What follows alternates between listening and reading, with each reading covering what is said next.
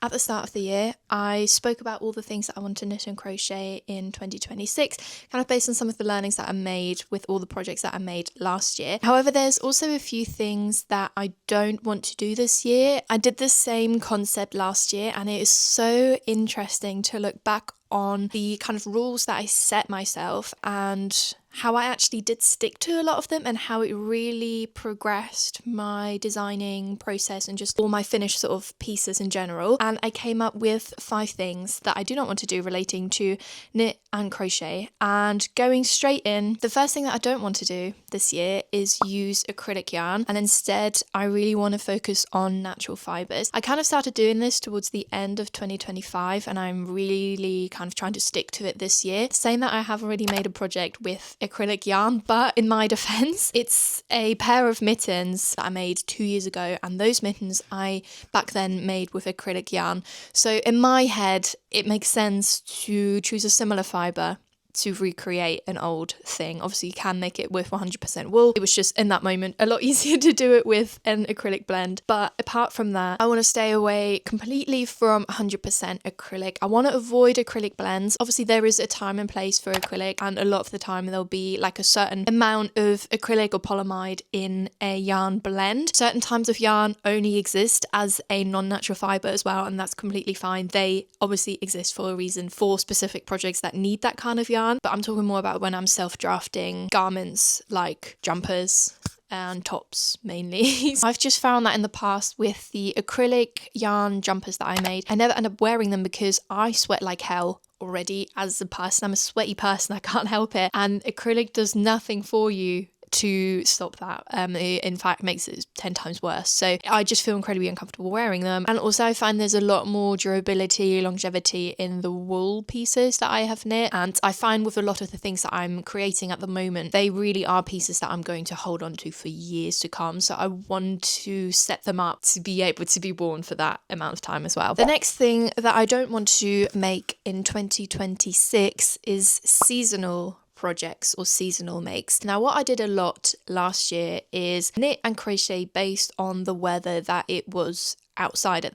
that moment in time. So the height of summer, I was creating summer pieces. Once autumn came rolling around, I created autumn pieces. Now, there is nothing wrong with that. That makes complete sense. However, I'm now coming from a pattern designer perspective. Now I need to be thinking ahead, because there's no point in me making a summer garment in the summer and then having the pattern ready to be released in the winter. Like, it's just, I need to think ahead a bit more. I think also everyone designs and releases their patterns differently. I just like to stick to a seasonal schedule. It also just helps me schedule out my work a lot better. I know that at the end of the day, pattern releases aren't that important. They don't actually make up the majority of the sale most of the time. It's how you market a pattern at the correct moment of the year. But as I'm kind of making my way slowly through the backlog of patterns that I want to release, I'm just kind of this year trying to plan ahead a little bit. I've got a couple patterns already written and tech edited, ready to be released in time for this autumn winter. And that to me is such a relief to know that I have things in my pocket, that I'm not kind of scurrying around trying to write, tech edit, get pattern tested super last minute. And I think I'm slowly building on my understanding of how long these things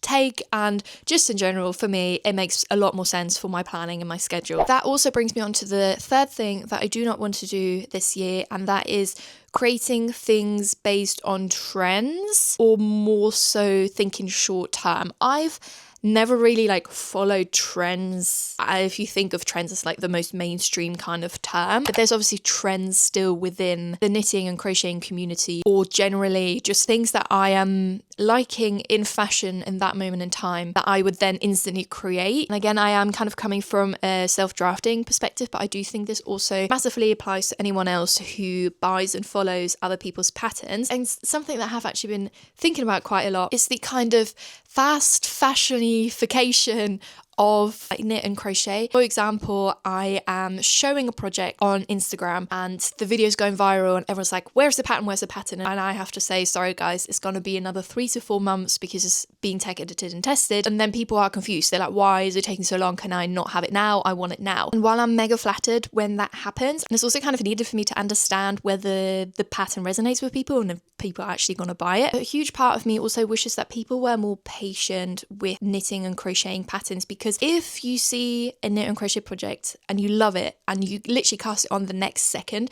you haven't really given yourself time to consider the wearability of it. Are you going to use it? Obviously, a huge part of knitting and crocheting is the process itself and the fun you're going to have whilst doing it. I'm just going to completely take that out of the equation, because if you're just knitting for the fun of it and you don't care whether you're going to wear it a lot, that's absolutely fine. For me personally, I want to get a lot of wear out of it. I want to consider the yarn that I'm going to use and the colours that I'm going to use, and I found that I need to sit on these decisions for months, if not a year. A lot of the patterns that I'm hoping to release this year and that I'm working on, a lot of the projects that I've got planned, are things that I've had in mind for like 1 to 2 years, and they're things that I still love, so I now see the value in creating a pattern for them. Knitting and crocheting already defies fast fashion so much because it takes so long to create and you're just a lot more mindful of the choices that you make. I think we can defy fast fashion even more by just letting our ideas sit and simmer a little bit more and casting on a project a year later if you still like it. I'm definitely mainly saying this just as a reminder for myself, because I have had a habit of not really considering my projects properly and kind of regretting casting a certain project on, and just also isn't enjoyable because you don't even really want to finish it halfway through, because you're also like weeks, months down the line, you're halfway through the project and you realize you don't even really like it anymore, and then you kind of have to like force yourself to finish it. So I think just taking a bit more time this year to consider all the choices that I'm making for each project will hopefully also alleviate too many unfinished whips. That might also be a good hack for not ending up with like 10 million whips that you don't really love anymore. These points are all kind of blending into each other because this one is quite similar to the third one,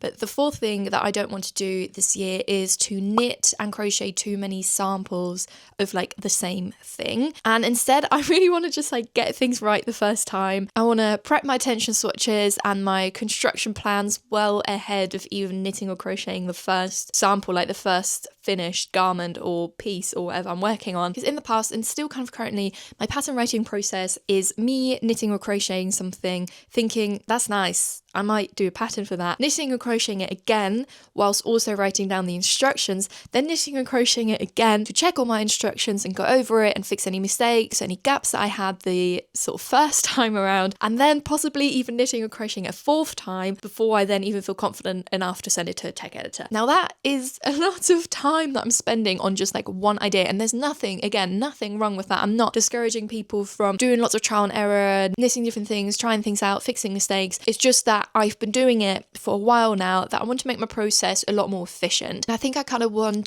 to think about things a bit more logically, plan ahead, use the correct maths to kind of set myself up for success for the first or second sample that I'm knitting. I obviously won't be able to eliminate trial and error completely. There's so much value in especially doing things wrong. And I had a coaching session with my tech editor a couple of days ago, kind of running through a pattern idea that I had, and her advice actually was to just cast on the yoke multiple times and see how it works, which was kind of frustrating but also reassuring to know that that is at the end of the day still the best way to figure things out, is by knitting it, trying it on, figuring out the fit and knitting it again. And that's going to be more important for some projects than others, but in general I think I want to go into my projects with a better plan, also not make stupid mistakes like using the wrong yarn for a certain project and realizing after blocking the whole piece that it all looks rubbish. Again, being more mindful and just not knit so many things of the same thing. And the last thing I don't want to do this year is trying to do too much within the same project. Instead, I want to focus on doing simple and basic designs, but doing them really, really well, honing in on my construction, on my grading across the whole size range, and not get too distracted thinking, oh, I need to include 10 different stitch patterns and fun details. Because last year I really put a lot of pressure on myself and kind of scrutinized my work based on the fact that everything's very basic that I do. And I think actually in last year's video I said that I wanted to learn more stitch designs and to make my designs more interesting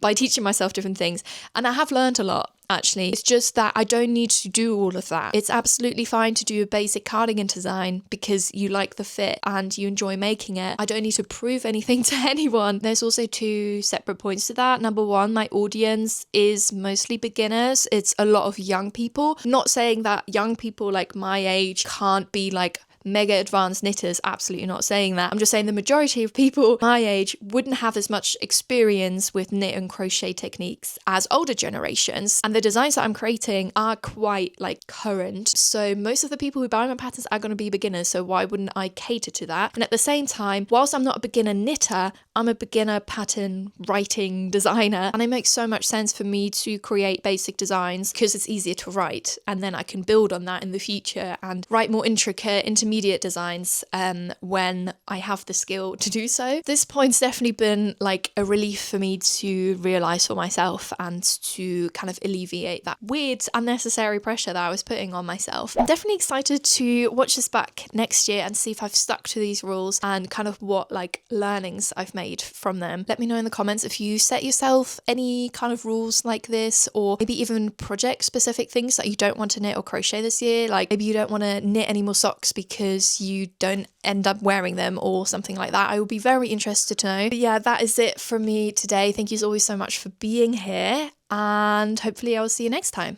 Goodbye.